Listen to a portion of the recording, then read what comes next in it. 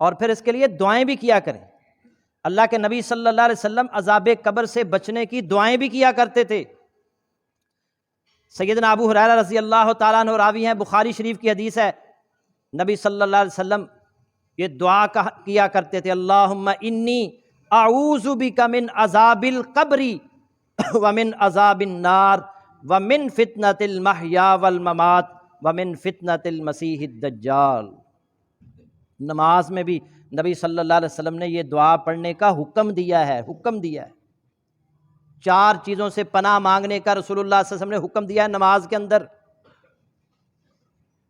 اللہم انی اعوذ بک من عذاب القبر، اے اللہ میں تیری پناہ طلب کرتا ہوں قبر کے عذاب سے، ومن عذاب النار آگ کے عذاب سے، من فتنۃ المحیا والممات زندگی اور موت کے فتنوں سے، ومن فتنۃ المسیح الدجال اور مسیح دجال کے فتنے سے۔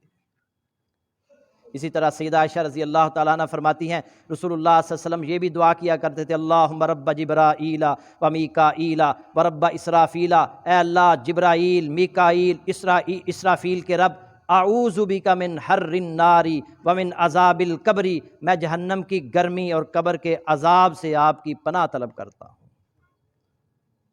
اگر آپ کو یہ دعائیں نہیں آتی تو یاد کریں، کم از کم اتنا ہی یاد کر لیں، اللہم انی اعوذ بک من عذاب القبر، تو یہ دعا بھی کیا کریں۔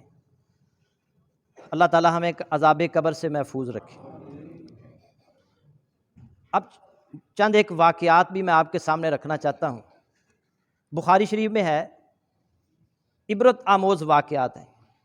سیدنا انس بن مالک رضی اللہ تعالی عنہ کہتے ہیں ایک عیسائی آدمی مسلمان ہوا، اس نے نبی صلی اللہ علیہ وسلم سے سورۃ البقرہ، سورہ آل عمران سیکھ لیں اور رسول اللہ صلی اللہ علیہ وسلم کے لیے وحی کی کتابت کرنے لگا، لیکن کچھ دنوں کے بعد وہ مرتد ہو گیا اور جا کر لوگوں سے کہنے لگا نبی صلی اللہ علیہ وسلم کے پاس کچھ بھی نہیں ہے، ان کو کچھ بھی نہیں آتا، میں لکھ کر جو دیتا تھا وہ آ کر سنا دیتے تھے۔ اللہ کا کرنا ایسا ہوا کہ وہ مر گیا۔ جب وہ مر گیا عیسائیوں نے اسے دفن کیا، اگلے دن کوئی قبرستان کی طرف گیا تو اس نے دیکھا اس کی میت جو تھی، ناش جو تھی وہ باہر پڑی ہوئی تھی۔ عیسائیوں نے مسلمانوں پر الزام لگا دیا کہ یہ مسلمانوں کا کام ہے، کیونکہ یہ مسلمان ہوا تھا اور مسلمان ہونے کے بعد یہ مرتد ہو گیا، تو مسلمانوں نے اس کی ناش کو باہر سے نکال دیا، قبر سے نکال دی۔ مسلمانوں نے کہا نہیں، ہم نے ایسا نہیں کیا۔ اگلے دن انہوں نے قبر اور گہری کھودی، پھر اسے دفن کیا، پھر اس کی ناش جو تھی قبر سے باہر تھی، انہوں نے پھر مسلمانوں پر الزام لگایا، مسلمانوں نے کہا ہم نے یہ نہیں کیا، پھر انہوں نے اور زیادہ گہری قبر کھود کر اسے دفن کیا، لیکن اس کی میت پھر اگلے دن باہر پڑی ہوئی تھی، اس کی ناش باہر پڑی ہوئی تھی، پھر انہوں نے اس کو باہر ہی رہنے دیا کہ اسے قبر کی مٹی قبول نہیں کر رہی۔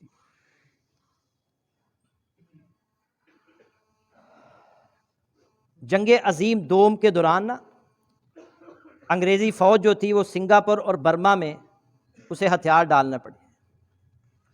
جو انگریز جرنیل تھا نا، اس نے اپنے فوجیوں کو مخاطب کر کے کہا جو فرار ہونا چاہتا ہے بھاگ جائے، جان بچانا چاہتا ہے تو بھاگ جائے۔ ہندوستان کے دو فوجی، ایک کا نام میجر طفیل، ایک کا نام تھا میجر نہال سنگھ، ایک مسلمان اور ایک سکھ، یہ دونوں وہاں سے بھاگ نکلے۔ وہ کہتے ہیں کہ آسام جو صوبہ تھا نا ہندوستان کا، وہاں ابھی تک انگریزی تسلط تھا، ہم نے آسام کے رستے کی طرف گھوڑوں کو ڈال دیا،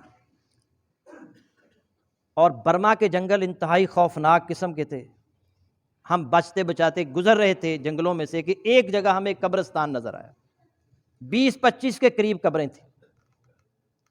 ان قبروں میں سے جب ہم قریب سے گزرے تو خوفناک، ایک قبر سے نا خوفناک چیخوں کی آوازیں آنا شروع ہو گئی۔ ہم بڑے حیران ہوئے، ہم نے کہا دیکھیں تو صحیح، یہ آوازیں کیسی ہیں؟ جیسے کوئی بندہ درد سے کرا رہا ہوتا ہے نا۔ ہم ایک قبر سے آواز آ رہی تھی، ہم وہاں پہنچے تو ہم نے دیکھا کہ ایک مردہ جو تھا نا، اس کے یہاں سینے پر ایک کچھوے جتنا بڑا بچھو تھا، جو اسے ڈستا تھا تو اس سے چیخوں کی آواز نکلتی۔ اللہ جب سنانے پر آئے تو سنا سکتا ہے۔ وہ کہتا ہے ہمارے رونگٹے کھڑے ہو گئے. میرے ساتھ جو سکھ تھا نا نہال سنگھ، اس نے اپنی بندوق نکالی.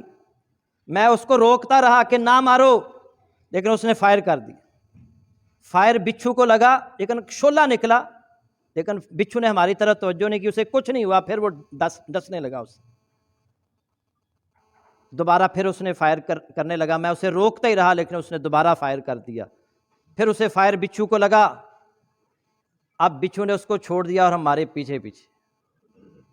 ہم ڈر گئے، ہم گھوڑوں پر بیٹھے اور گھوڑوں کو ایڑ لگا دی، لیکن بچھو ہمارے پیچھے پیچھے. آگے ہم پہنچے تو ایک پانی کی ندی تھی، پیچھے بچھو، آگے پانی کی ندی اور بڑی گہری. بچھو کا رخ جو تھا وہ نہال سنگھ کی طرف تھا.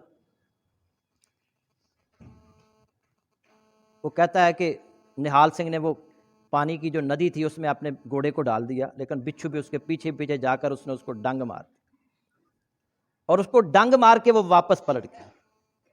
وہ کہتا ہے اس سے پھر اسی طرح کی چیخیں، کراہنے کی آوازیں آنے لگی جس طرح کی قبر سے آ رہی تھیں. اور اس نے مجھے پکارا، او مجھے میری مدد کرو، میجر طفیل میری مدد کرو. وہ کہتا ہے کہ میں نے بھی گھوڑا وہ ندی میں ڈال دیا. جب میں اس کے قریب پہنچا تو وہ وہاں جو پانی تھا نا، وہ پانی وہ ایسے تھا جیسے آگ کا لاوا ہوتا ہے، لاوا. اس نے میرا ہاتھ پکڑ لیا. وہ کہتا ہے جیسے اس نے میرا ہاتھ پکڑا ایسے لگا جیسے کہ تنور میں میرا ہاتھ ڈال دیا گیا ہے. وہ کہتا ہے میں نے خنجر نکال کر اپنے ہاتھ کو کاٹ دیا اور میں واپس پلٹا. جیسے جیسے میں اس سے دور ہوتا گیا پانی اسی نارمل حالت میں مجھے ملا اور میں باہر نکلا. اسی دوران وہ بھی اور اس کا گھوڑا بھی مر گئے. قبر کا بچھو، اندازہ کریں. اور بہت سارے واقعات ہیں، یہ آپ ان کو پڑھیں، ان کو دیکھیں، انسان حیران ہو جائے گا. میں نے کئی ایسے واقعات سنا سکتا ہوں آپ کو، لیکن ٹائم ختم ہو چکا ہے. قبر کو یاد رکھیں، مرنا سب نہیں ہے. کتنے افسوس کی بات ہے، چھوٹے چھوٹے فوائد کی خاطر ہم حق تلفی کرتے ہیں، دوسروں کے حقوق پر ڈاکہ ڈالتے ہیں، دوسروں کا حق غصب کرتے ہیں. ہمیں احساس ہی نہیں کتنی زندگی ہو گئی ہے. میری تقریباً 48 سال عمر ہے. آپ میں سے بھی کوئی 50 کا، کوئی 60 کا، کوئی 70 کا، کوئی 80 کا. کتنا وقت رہ گیا ہے؟ نبی صلی اللہ علیہ وسلم نے فرمایا میری امت کی عمر 60 اور 70 سال کے درمیان ہے. میری امت کی عمر 60 اور 70 سال کے درمیان. ہم اس زندگی کو بہتر بنانے کے لیے کتنا کچھ کرتے ہیں. ڈاکے ڈالتے ہیں، رشوت لیتے ہیں، ظلم کرتے ہیں، قبضے کرتے ہیں، مگر مر کر جب جائیں گے تو یہ سب کچھ ادھر ہی رہ جائے گا اور پھر قبر کے بچھوں اور سانپوں سے واسطہ پڑے گا. اپنے آپ کو بچا لو، سیدھے راستے پر آ جاؤ، ورنہ مرنا تو ہے ہی، اور مرنے کا وقت ہمیں پتہ نہیں کب موت آ جائے. بچوں کو بھی آ رہی ہے، جوانوں کو بھی آ رہی ہے، بوڑھوں کو بھی آ رہی ہے. مرنا سب نہیں ہے. اور مرنے کے بعد اگر قبر کے بچھوؤں سے، سانپوں سے واسطہ پڑ گیا تو پھر کون بچانے والا ہوگا؟ یہاں تو بچانے والے دوست آ جاتے ہیں، بھائی آ جاتے ہیں، وہاں کوئی بھی بچانے والا نہیں ہوگا. بچانا ہے، اگر قبر کے فتنے سے بچنا ہے تو نماز پڑھیں. ہمیں نماز کی فکر نہیں ہے، اور نماز پڑھیں، روزے رکھیں، صدقات و خیرات کریں، نیک اعمال کریں. کبھی بھی کسی کی حق تلفی نہ کریں. 2 باتیں اپنے پلے سے باندھ لیں، ایک اللہ کے ساتھ کسی کو شریک نہیں بنانا، اور دوسرا کسی کی حق تلفی نہیں کرنی. اگر یہ 2 اعمال ہی لے کر آپ چلے گئے نا تو انشاءاللہ اللہ تعالیٰ آپ کو محفوظ رکھے گا. مگر آپ نے نہ نماز پڑھی، نہ اللہ کا حق ادا کیا، نہ بندوں کے حق ادا کیے، پھر قبر کے عذابوں سے کوئی بچا نہیں سکے گا. اللہ تعالیٰ ہم سب کو محفوظ فرمائے اور قرآن و حدیث پر عمل کی توفیق عطا فرمائے. وآخر دعوانا ان الحمد للہ رب العالمین.